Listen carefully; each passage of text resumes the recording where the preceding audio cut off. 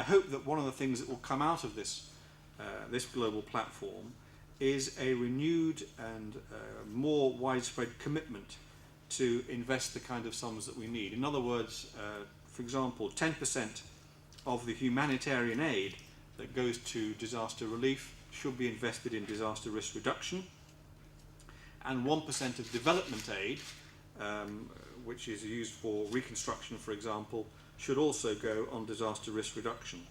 And if you add those two sums together, the relief aid for disasters maybe around $8 billion a year, something like that, that we appeal for. If you take 10% of that, you're talking about $750,000, roughly speaking.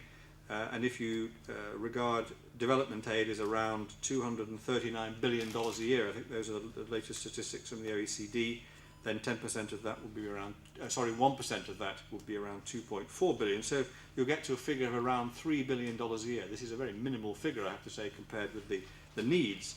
But that's the kind of thing we ought to be able to generate through getting 10% of humanitarian relief efforts and 1% of development aid efforts. And that's one of the commitments, as I say, we'll be looking for at the end of this platform.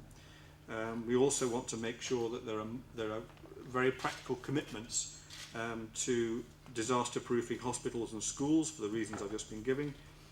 We need to put more emphasis still on the need to develop early warning systems.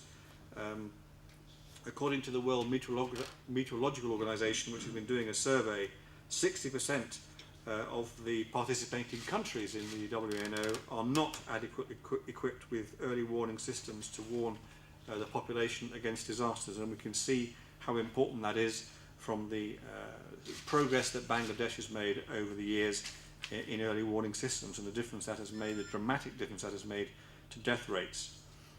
We also need to make sure that we're restoring, safeguarding healthy ecosystems that can protect our communities, and this is particularly true in areas like reforestation and the preservation and replanting of mangrove swamps, which can provide huge protection against cyclones, tsunamis, and sea swells of various kinds.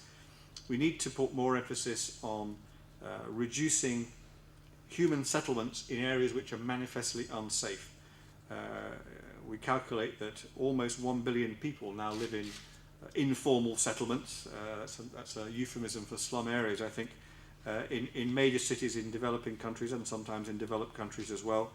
And this global population living in these hazardous locations is increasing rapidly by probably 25 million people a year because of the increasing urbanization process which is going on.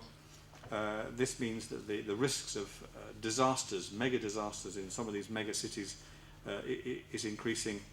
These risks are increasing all the time. We need to have much better planning policies to make sure that people are not settling in places which are known to be particularly prone to disasters, flooding in particular, and therefore the risks need to be reduced in that way.